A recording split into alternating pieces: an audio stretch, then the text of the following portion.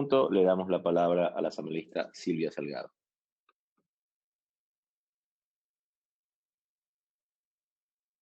Gracias, presidente. Gracias, presidente. Buenas tardes a todos los colegas y a todos quienes nos siguen también. Un saludo al país en este día.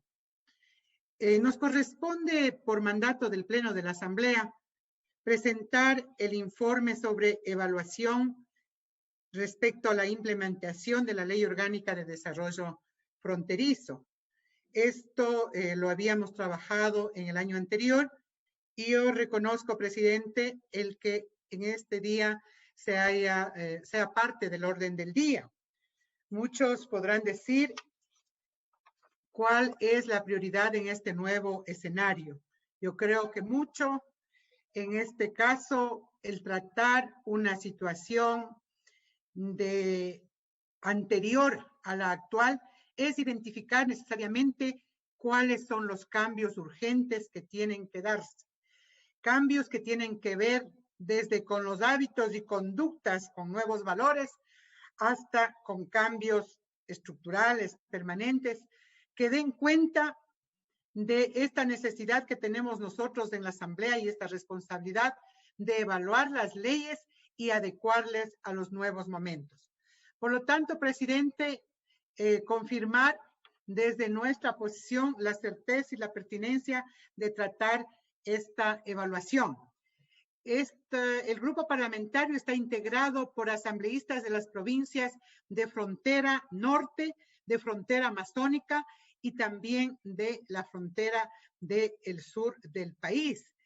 Hemos partido justamente de analizar el objeto mismo de la ley y en ese sentido hemos propuesto partir del alcance que tiene esta ley, del ámbito que tiene esta ley y que define básicamente el régimen de atención preferencial en todos los niveles de gobierno y dentro de las instituciones públicas, referido de manera específica a los cantones y a las parroquias rurales que se encuentran total o parcialmente dentro de la franja de los 40 kilómetros de frontera.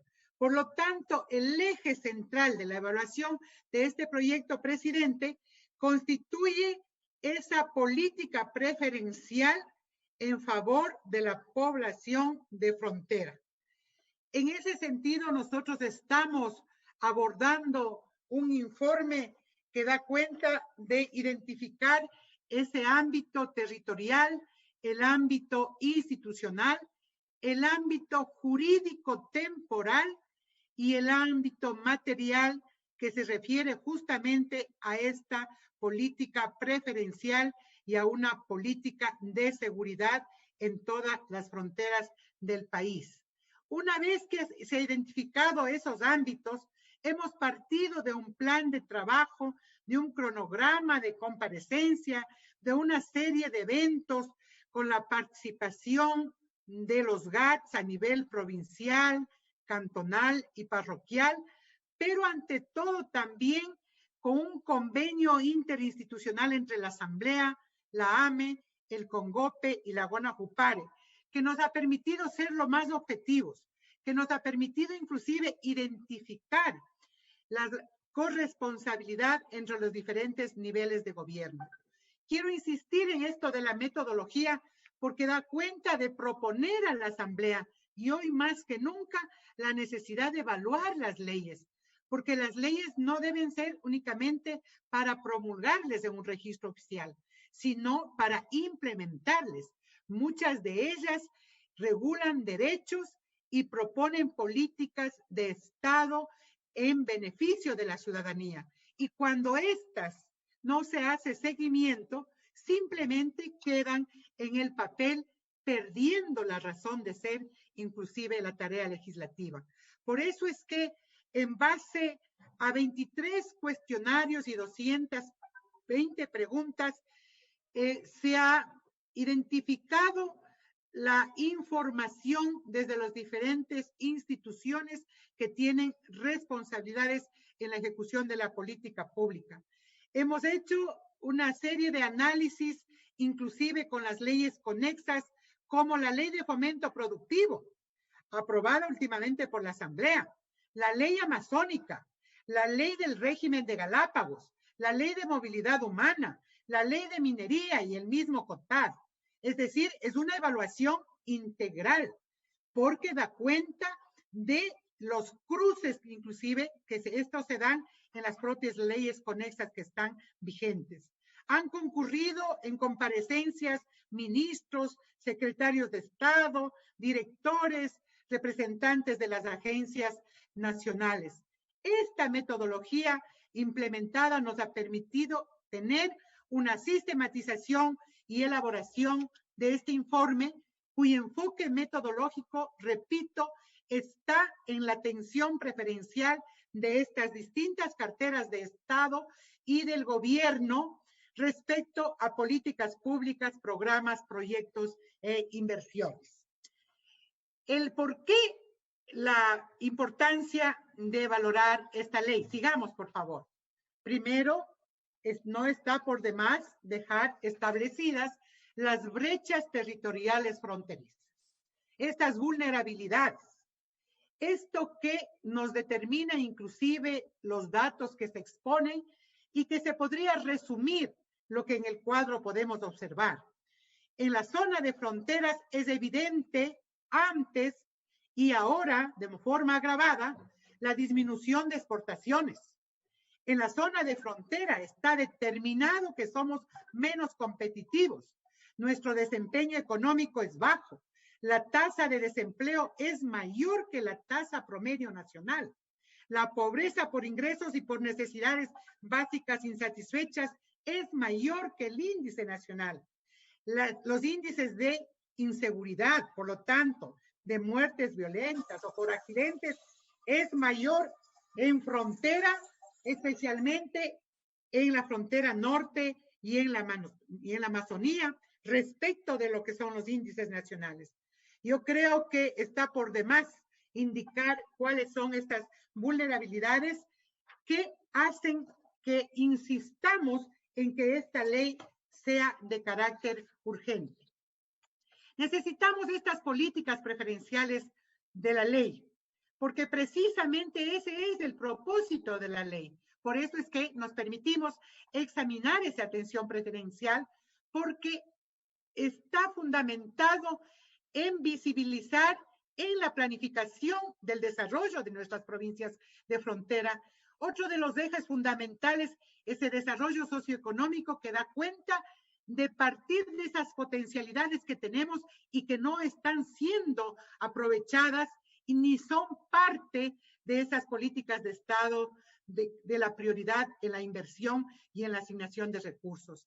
El desarrollo agropecuario, forestal, acuícola y pesquero, el desarrollo artesanal, el desarrollo comercial e industrial, el turismo, la protección y el aprovechamiento de la biodiversidad, el desarrollo profesional, el desarrollo laboral.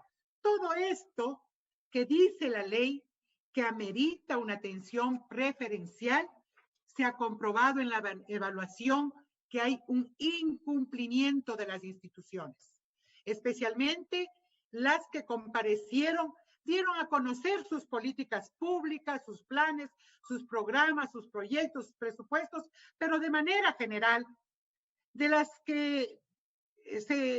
programas que se ejecutan en cualquier otra parte del país, sin tomar en cuenta estas particularidades y estas vulnerabilidades que se están presentando. Ninguna institución justificó ni evidenció el cumplimiento de las disposiciones emanadas en la ley de frontera. Por lo tanto, es recurrente el desconocimiento de toda la institucionalidad pública en la existencia de este régimen jurídico temporal. Solamente para ejemplificar, tomaré dos ejemplos. En el Ministerio de Educación, es en la zona de frontera en donde está el 32% de los establecimientos educativos. Es decir, cerca de 1 millón de estudiantes se encuentran en la zona de frontera. Ahora, aplicado a la situación actual, la accesibilidad a el Internet, a condiciones, o sea, de poder recibir una educación virtual en la zona de frontera es completamente la más afectada. Eso evidencia que en condiciones ordinarias, normales, ya era una desatención. No se diga en condiciones de una emergencia sanitaria.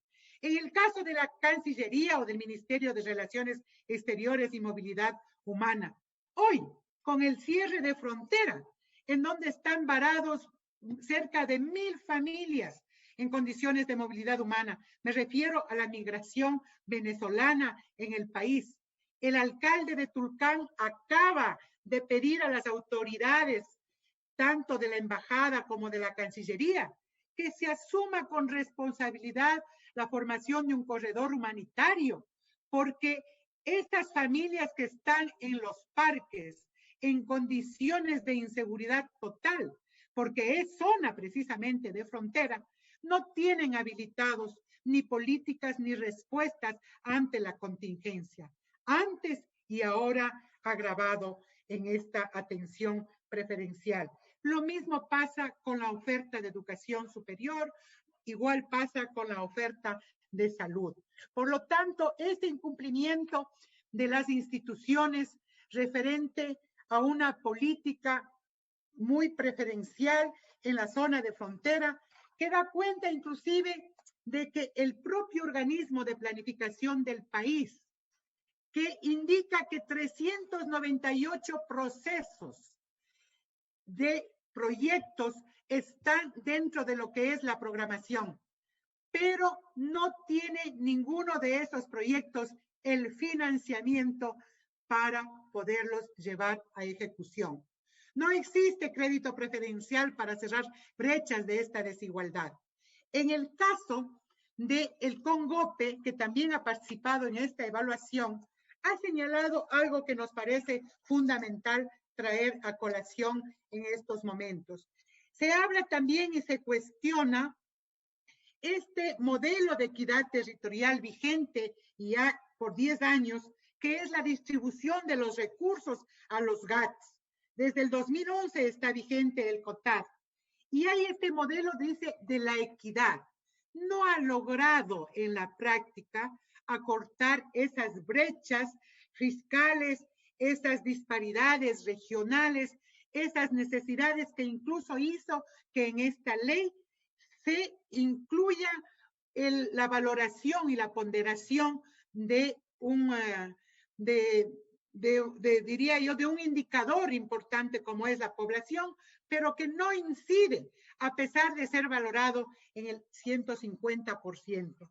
Por lo tanto, el reto también es discutir el modelo de equidad territorial, que es la distribución de los recursos para los GATS. Presidente, yo creo entonces que las conclusiones son evidentes. La zona de frontera es vulnerable porque tiene a nivel nacional las mayores tasas de desempleo, de pobreza. Es evidente este modelo de equidad territorial que no ha logrado acortar esas brechas. Es necesario como recomendación que la Secretaría Técnica Planifique Ecuador impulse en las entidades del sector público implementar estas acciones preferenciales. La ley de fronteras no desarrolla tampoco claramente los lineamientos para proveer un modelo económico que responda a estas vulnerabilidades humanas. Por eso es que una de las recomendaciones es que la Asamblea Nacional debe propiciar una reforma integral. Las entidades comparecientes para esta evaluación no presentaron políticas, planes, proyectos ni de inversión pública. Por lo tanto, la Asamblea Nacional y las asociaciones de los GATS provinciales, cantonales y parroquiales deben impulsar conjuntamente con la Asamblea este proceso de socialización de la ley, pero al mismo tiempo de la búsqueda de otras fuentes de financiamiento que permitan atender de manera urgente estas brechas que persisten y que se ahondan. Por eso, presidente, me permito en esta mañana y tarde compartir con los compañeros asambleístas una propuesta de resolución está ahí el informe, es muy íntegro y completo, por lo tanto, la propuesta es el que una vez identificados los ejes de cambio en la ley, encargar al grupo parlamentario fronterizo el seguimiento que se hace a las recomendaciones a lo largo de este informe para las instituciones públicas, pero al mismo tiempo la necesidad de construir, de trabajar la reforma integral. El grupo parlamentario fronterizo pone su voluntad y pide asumir esta tarea. El segundo elemento que nos parece fundamental es instar a todos los ministerios y entidades que tienen responsabilidad sobre el cumplimiento de esta ley, una vez que se superen las condiciones de emergencia sanitaria y humanitaria que vive el país, a lo mejor luego de 90 días que se termine la emergencia sanitaria, se presente a la Asamblea un plan de implementación de estas acciones preferenciales. Y también pedir a los GATS, al CONGOPE, a la AME, al CONAJUPARE, para que una vez que se superen estas condiciones de emergencia, impulsemos mesas de diálogo con expertos para analizar alternativas de las fuentes presupuestarias para el financiamiento de las acciones preferenciales. Se habla ya de discutir, por ejemplo, de incluir las regalías de la minería. No se salva ninguna provincia de los proyectos mineros en la zona de frontera. Sin embargo, están excluidas de las regalías mineras. El replantear la cooperación humanitaria, cómo se da en las zonas de frontera y cómo estas son las mayores demandantes. Reorientar el gasto. Una serie de acciones que nos permitan poner al debate sobre la luz de lo que ya estamos señalando. Un nuevo momento, una nueva oportunidad para plantearnos estos factores de cambio hacia nuevos valores, conductas sociales, enfoques institucionales, prioridades que tienen que cambiar con nuevas regulaciones, con un sistema más sostenible, pero ante todo con una nueva cultura social de la corresponsabilidad del sector público, del sector privado, pero ante todo de la participación social. Por eso es que, presidente y colegas asambleístas, este informe puede servir de referencia, inclusive en su metodología, para empezar a evaluar otras normativas que de aquí en adelante serán las que tengan urgentemente que cambiar, porque la vida en el mundo y en nuestro país ha cambiado y tenemos que estar a esa altura. Presidente, con la contribución que hagan los compañeros asambleístas, me permitiré recoger las observaciones a estos 3 puntos de la resolución, de aprobar el informe, de pedir o de establecer un plazo a todas las entidades para que presenten un plan de cumplimiento de la ley, de hacer y de asumir como grupo parlamentario el trabajo de reforma a la ley orgánica del desarrollo fronterizo y de buscar nuevas alternativas de financiamiento a los planes y programas que permitan desarrollar a más de 10 provincias que por su condición geográfica, que se entienda, no queremos preferencias o discriminaciones por discriminar, sino realidades que están ahí y que tienen que ir cambiando para ir configurando este enfoque de transfronterizo, este enfoque de ser las puertas de relación con los vecinos, estas políticas de Estado que se tienen que aprovechar como cuando condiciones como estas las agravan y que tienen que buscar salidas, inclusive para tener un desarrollo más armónico. Gracias, presidente. Gracias, compañeros asambleístas, para que este día sea motivo de un debate de una propuesta de evaluación, de reforma, pero ante todo de una reactivación económica a partir de las capacidades y potencialidades que tienen nuestros territorios. Gracias, presidente.